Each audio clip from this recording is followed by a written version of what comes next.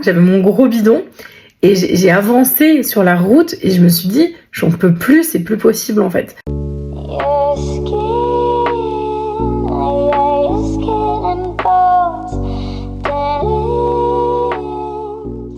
Hello, moi c'est Marine, alias Beauty Garden sur les réseaux et sur YouTube notamment. Je suis sur les réseaux depuis 2014 et c'est réellement mon métier depuis 2020 seulement. Je suis maman de 3 enfants, Nina qui a 8 ans et demi, Diane qui va bientôt avoir 4 ans et mon petit dernier qui s'appelle Thésée. Il est né le 28 février 2023 donc il va bientôt avoir 6 mois.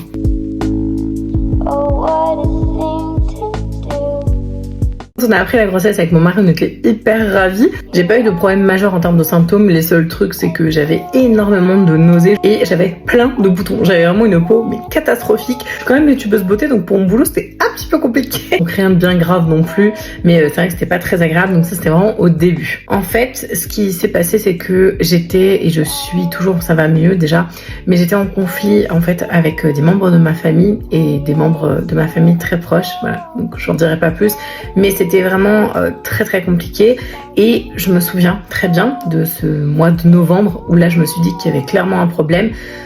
J'avais déjà en fait des idées extrêmement noires, je pleurais tout le temps, vraiment je pleurais tout le temps, tous les soirs et même des fois en fait des heures à pleurer comme ça en me disant mais qu'est-ce que j'ai quoi. En fait je comprenais pas du tout les grossesses que j'avais eues parce que j'avais eu 2 grossesses avant, même si voilà j'étais très inquiète pour ma première grossesse, j'étais hyper inquiète au niveau de l'accouchement parce que c'était la première fois, je connaissais pas du tout. Là je savais où j'allais, je savais exactement ce qui allait se passer, quoique j'ai une petite surprise à la fin, c'est pas du tout passé comme j'avais prévu, mais en tout cas j'étais pas du tout inquiète sur ce côté-là. C'était vraiment le côté inquiétude de me dire mais pourquoi je suis dans cet état. J'étais énervée tout le temps, j'étais fatiguée tout le temps, bon la grossesse, mais j'étais vraiment très fatiguée, j'en voulais à la terre entière et je pleurais sans arrêt, vraiment c'était une catastrophe, c'était horrible.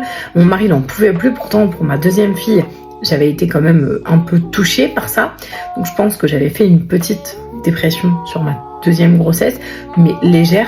Là vraiment j'étais au bout du rouleau et je me disais non mais en fait c'est juste parce que tu te prends la tête avec X ou Y membres de ta famille, ça n'a rien à voir avec autre chose, enfin c'est vraiment ça et c'est hyper lourd et je pense que ça n'a clairement pas aidé.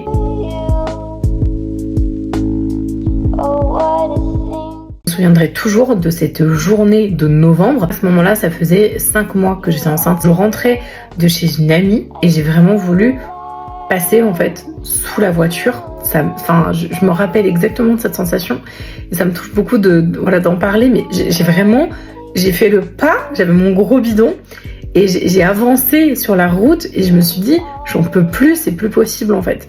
Et c'est là que je me suis dit non mais clairement en fait il y a un problème, c'est pas normal, il faut pas rester comme ça, c'est pas possible.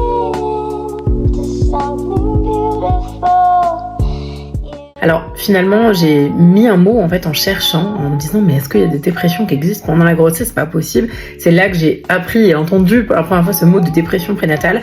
J'en ai parlé sur mes réseaux et justement ça m'a fait du bien. Ça m'a fait du bien de mettre un mot aussi sur quelque chose et surtout à partir du moment où j'ai pu exprimer mes symptômes à mon mari parce qu'il voyait bien, mais là il s'est dit ok il y a vraiment une vraie raison, il y a vraiment un truc qui va pas. Et là, il a pu m'aider, il a pu m'épauler énormément.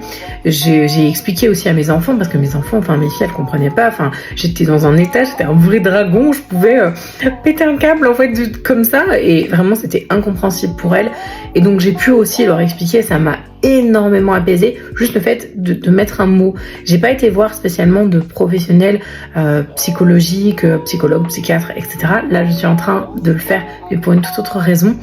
Mais vraiment, mettre un mot dessus, ça a été libérateur. À partir du moment où j'ai commencé à me projeter, voilà, avec le bébé, de tout ce qui allait arriver, etc., où je me suis vraiment ancrée dans ce qui allait se passer de très positif, ça m'a beaucoup aidé, vraiment. Je pense qu'en parler aux gens, etc., et se projeter vraiment dans tout ce qui est positif, vraiment s'entourer et vibrer du plus positif qui va arriver, je pense que c'est la meilleure des solutions.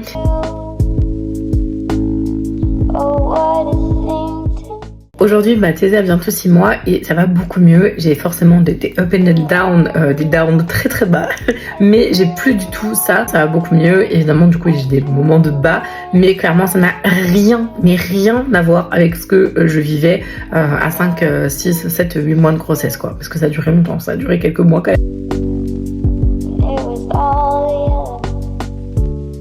Qu'est-ce que je conseillerais aux futures mamans à qui ça arrive? C'est surtout d'en parler, ne restez pas, je vous en prie, ne restez pas comme ça. Vraiment parlez-en, parce que quand j'en ai parlé même à ma famille, ils m'ont dit ah bon, mais non, ça va pas et tout, que t'allais pas bien. Vraiment, s'il vous plaît, soyez le plus loquace possible par rapport à cette problématique. Ce qui m'a beaucoup aidé, bon là c'est un peu particulier parce que vu que c'est mon job sur ma chaîne YouTube Beauty Garden, j'ai traité en fait beaucoup du sujet et c'est étonnant, mais je pense que ça m'a fait aussi beaucoup avancer moi-même et ça m'a permis de créer en fait du développement personnel. Donc j'en parle aussi maintenant sur ma chaîne. J'essaie d'aller en profondeur dans plein de sujets qui sont super intéressants. Donc vraiment, parlez-en. Entourez-vous de gens positifs. Surtout fuyez les gens négatifs. C'est le plus important des conseils, je pense. Surtout dans cette période où on est si fragile, où on a juste qu'une envie en fait, c'est d'être bien avec soi-même. Déjà, on a plein d'inquiétudes, plein de chamboulements. Protégez-vous, faites-vous une bulle. Même vous en sentez le besoin, allez voir des professionnels. Je pense que ça peut vraiment vous aider. Et n'oubliez pas que ce qui peut être utile, c'est tout ce qui est futile. Comme j'aime bien dire. Le maquillage, les vêtements, les coupes de cheveux, faites-vous plaisir. Prenez soin de vous au maximum de ce que vous pouvez.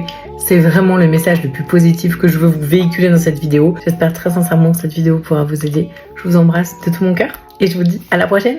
Ciao!